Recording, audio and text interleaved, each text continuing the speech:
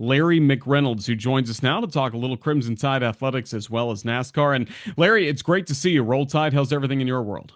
Everything's good. Yeah, roll tide. I cannot believe that spring football's over and we'll get through the summer. I'm sure the summer will be like a blur, just like the beginning of 2025 has been. You and I were speaking before the show. Can't believe we're just a little over a week away from the month of May. We actually only have four more race weekends with NASCAR and Fox before we hand it off to Amazon Prime. And our parents tried to tell us the older we got, the more time was gonna fly, and they were absolutely spot on. That's for sure. They really have been. So let's start with this NASCAR season. Just some of your takeaways. We've seen some very familiar faces win a lot of different races, whether it's Christopher Bell the last few weeks, Kyle Larson and Denny Hamlin going back and forth a bit. Just what have you made of the Cup Series so far this year? It's been an interesting season, and it's hard to believe, Roger. We are a fourth of the way through 2025. We're a third of the way through the regular season. I know it seems early. We just had our first off weekend, realistically, of the year after the first nine races. We took Easter off. Now, Trucks and Xfinity, they were at Rockingham running, but now it'll be 28 consecutive weeks of racing for the Cup Series, including the All-Star race at North Wilkesboro here in a few weeks. The next off weekend these teams and drivers will be basically once the season is over in early November. Yeah, we've had a lot of lead changes. We've had a lot of different drivers finish inside the top five, the top 10. Last lap passes, we've had a lot of those this year. But at the end of the day, it's been Joe Gibbs Racing, who's now won five races, Hendrick Motorsports, who's now won three races. Yeah, the 21 car, the Wood Brothers with Josh Berry, they won Las Vegas. Team Penske has good speed. Outside of that, everybody else looks like they've got a lot of work to do. I know a lot of people are anxious to get to Talladega this coming weekend. We know that's kind of the equalizer. We get that surprise winner like Ricky Stenhouse Jr. back in the fall. But yeah, at the end of the day, it's been all about Joe Gibbs Racing, Hendrick Motorsports. They have won all but one of the races so far in 2025. You mentioned no race for the Cup Series of this past week, getting ready for Talladega. What's it like in these garages and even back home, getting in these shops, getting ready for a week like this when you've been at Darlington, you've been at Bristol, but now you have a couple weeks to get ready for a super speedway like Talladega? Yeah, Roger, these teams and organizations, for the most part in the Cup Series, they have so much depth. I'd be willing to bet probably even before teams went to Darlington a couple of weeks ago, their Talladega car was probably all but done.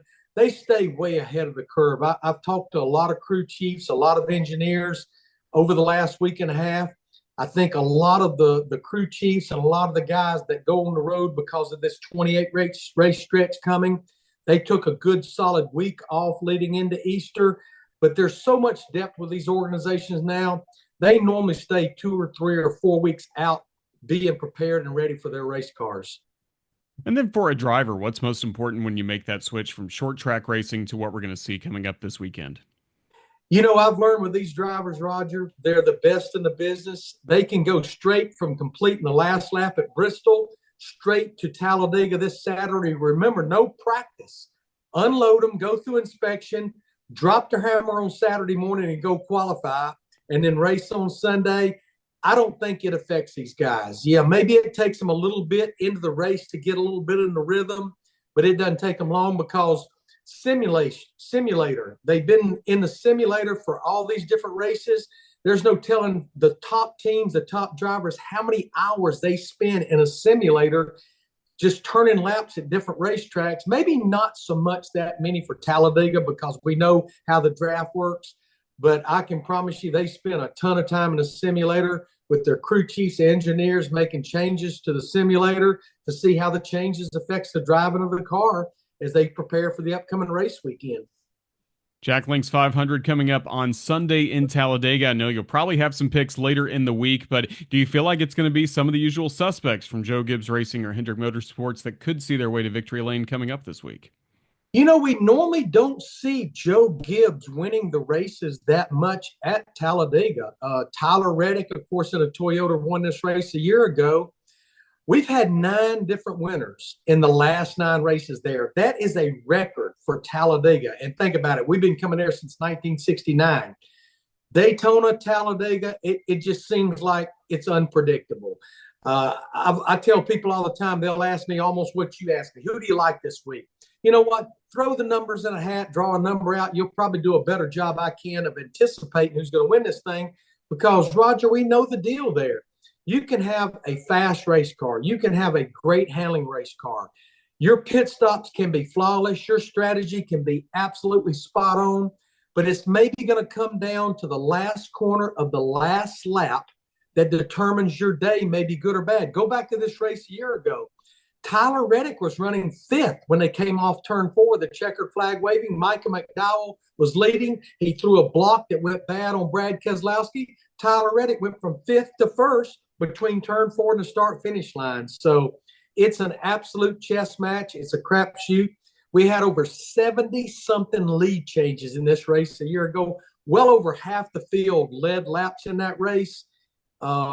We think about Team Penske, the Fords, they seem to always be strong, but they've only won one race in the Gen 7 car at Talladega and only won one race at Daytona in the Gen 7 car, and that was Austin Cindric in the 2022 Daytona 500. So I guess long-winded answer to your question, I have no idea.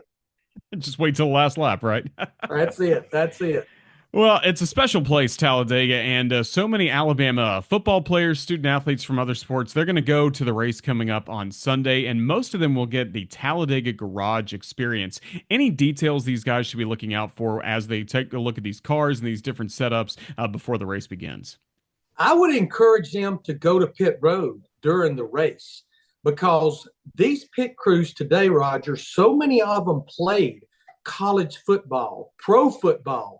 We've even got a jack man down on pit road that was a professional hockey player. These guys are truly athletes. I remember Jalen Milroe actually came to this race a year ago. But yeah, definitely go in and look at these race cars because they're such a work of art, if you might say. When you think about that 3,500 pound race car that's about to go out there and run 180, 190 miles an hour for well over 3 hours, 188 laps and 500 miles.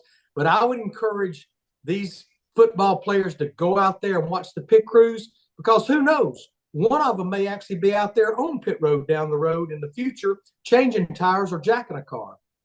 That certainly would be cool. And you mentioned these cars, a work of art. We had the throwback weekend a few weeks ago. Saw you in the Davey Allison Havoline suit on pit road. Really cool to see. What's your all-time favorite paint scheme of a NASCAR car? Well, it's probably self-serving, but I think it would probably have to be that Texaco Havoline paint scheme. Of course, it was a team I worked for over 6 years, Robert Yates Racing, with Davey Allison, with Dale Jarrett, with Ernie Irvin.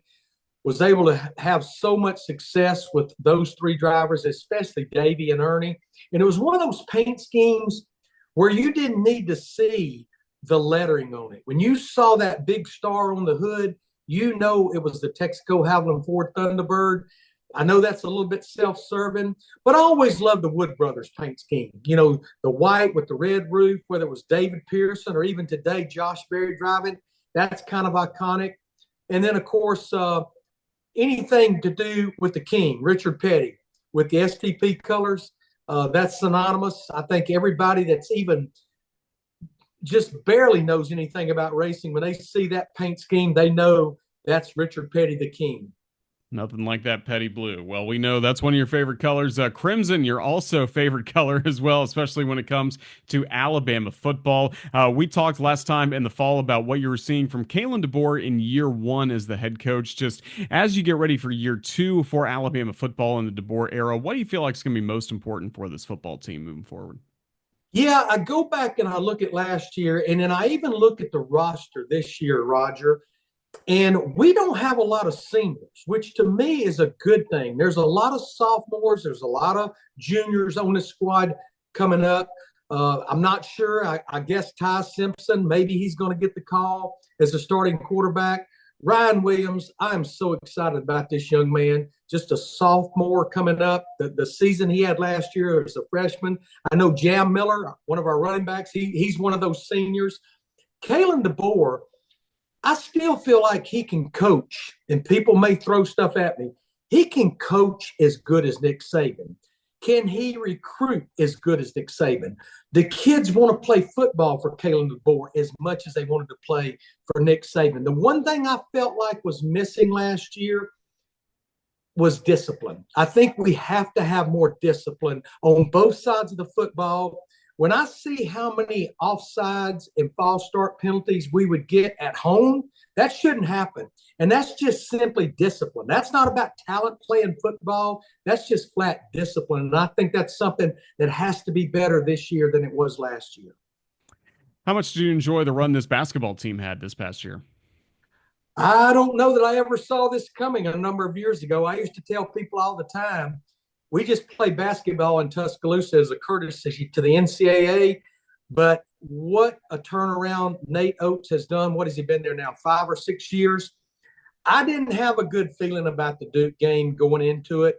I felt like our guys, a phenomenal basketball team, they maybe depended on the big shots too much. I think when you play a middle tier team, you can get by with slinging those 3-pointers. But when you go up against somebody like Duke, you've got to work the boards. And that's something we didn't do a good job at. But it was kind of my gut feeling going into the game against Duke. But I'm sure Nate, he's just reloading again, getting ready for next year. And maybe we can get back to that Final Four. We certainly look forward to that. Well, we're also looking forward to getting back to Talladega coming up this weekend. Just tell us where you'll be coming up with all your coverage of all the races this weekend. Yeah, again, the trucks are off this weekend. Of course, the CW has Xfinity Series on Saturday. We've got our Cup race. It's 2 o'clock on Fox, Central Time, local time. Our pre-race show starts on FS1 at 12:30 Central Time. And if you're around the area on Friday, the Oxford Mall, right there by the Buffalo Wild Wings, I'm going to be there from 12 noon to 2 p.m. local time, signing autographs, mixing, mingling with fans. So come out and visit me there. Again, that's 12 o'clock noon local time on Friday, Oxford Mall, right there around Buffalo Wild Wings. You'll see 2 tents. Looking forward to being there. The weather looks good, especially for Sunday. You never know. Maybe Saturday. I don't know, but we got a doubleheader on Saturday. We got the Arca Menard Series race. We got the Xfinity Series race. 9:30, early in the morning. These guys are going to have a cup of coffee and go out there and try to qualify these cars. We'll be covering qualifying on Amazon Prime, but it'll be the whole Fox crew.